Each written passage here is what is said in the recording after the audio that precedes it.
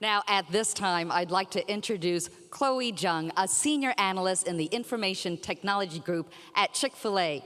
Chloe also serves on the WWAAC Corporate Advisory Board. She's going to give us some insight and background about Asian Americans. Please welcome Chloe Jung.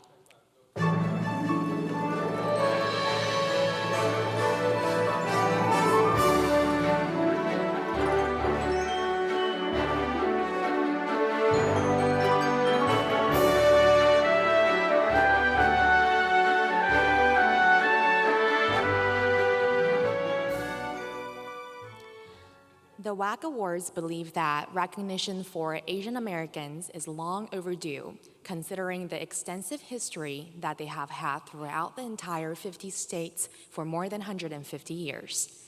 Tonight, we will look at the contributions and achievements that Asian Americans have made in this country through a video entitled "The Making of Asian America," written by Dr. Jung Kim of Georgia State University. And the music in the video was composed by 2008 WWAAC honoree Greg Chen. Let's take a look. Once called the Exotic Orientals, the U.S. Census Bureau currently uses the terms Asian, Native Hawaiian, and Pacific Islander as racial categories to include more than 100 different ethnic and linguistic groups. Asian American ancestries can be traced to Northeast and Southeast Asia, South Asia, the Pacific Islands, and the Middle East. People of Asian and Pacific Islander descent make up more than 1/2 of the world's population. They share no common Asian language and no one major religious tradition.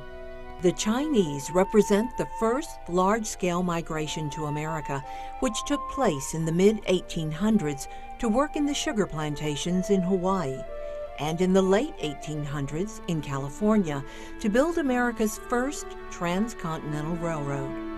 Filipinos and Chinese were the first Asians to settle in the U.S. back in the 1700s, and some participated in the Civil War as members of both the Confederate and Union armies. By the turn of the 20th century, Japanese Americans established sizable farms in California, and Korean Americans discovered a genetic mutation of peaches and plums to mass-produce nectarines in the 1920s. But Asian American contributions were not limited to innovations and successes in the agricultural industry and labor force. They also championed human rights and civil rights in the U.S. much earlier than the 1960s civil rights movement.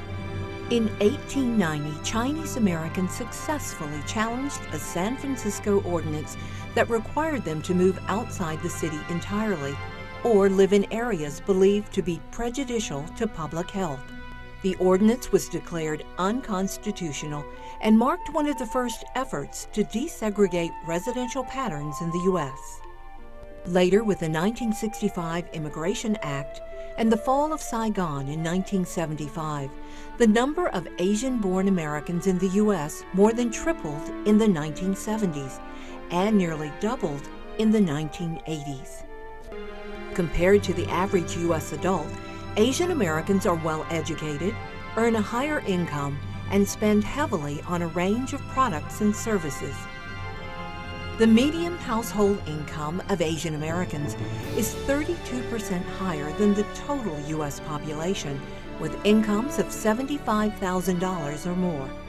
A little less than half of all Asian Americans have a bachelor's degree or higher, compared to 25% of the U.S. population.